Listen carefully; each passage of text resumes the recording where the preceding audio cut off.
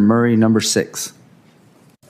Thank you, Mr. Chairman. My amendment is really straightforward. It establishes a deficit-neutral reserve fund to make sure that no president can unilaterally impound, delay, or withhold congressionally appropriated funds in violation of the U.S. Constitution or the Impoundment Control Act of 1974. This is not a partisan issue. It is actually about upholding our laws and Congress's constitutional authority over federal spending.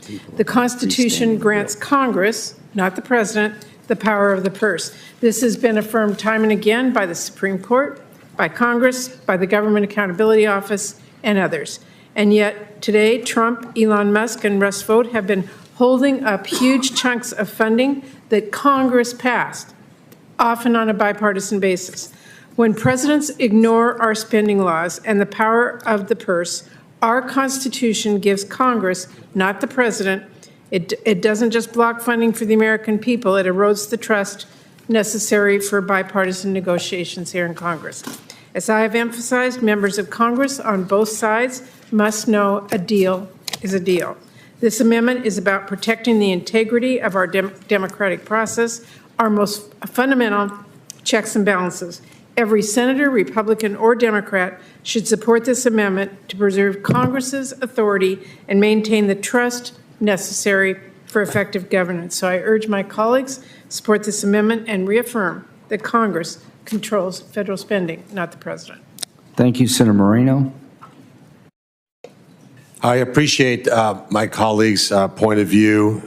You said this is about preventing any president from doing that. It would be more interesting to make that retroactive to the last 4 years in which Joe Biden unilaterally forgave student loans. That did not pass Congress. In fact, a bill was attempted to pass Congress that was rejected, and yet Joe Biden relieved student debt. It went to the Supreme Court. Supreme Court ruled he could not do that, and yet he still did that. So I think it would be more sincere if this was a bill an amendment that looked back retrospectively for 4 years, but of course we cannot do that. I would also point out that Joe Biden put in place many policies, not just student debt. For example, using FEMA money to resettle migrants, using VA money to provide health care for illegals.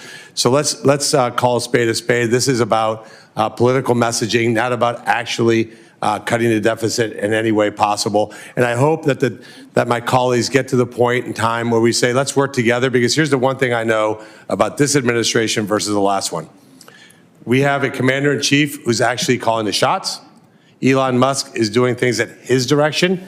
His cabinet is doing things at his direction. Joe Biden didn't know what day it was. And we have no idea who is actually calling the shots. Mr. Chairman. But I think we should reestablish Congress's authority. And everyone knows, as Chair of Appropriations Committee, as Vice Chair of Appropriations Committee, I have worked with my partners on both sides of the aisle to get bipartisan spending agreements. There's no way we can have that trust to vote on either side anytime in the future for any president if we don't know that our agreement is an agreement and will be abided by the Constitution and the law to go into effect. So I urge my colleagues who want to talk about what happened with President Biden to support this amendment to assure that that is there in the future.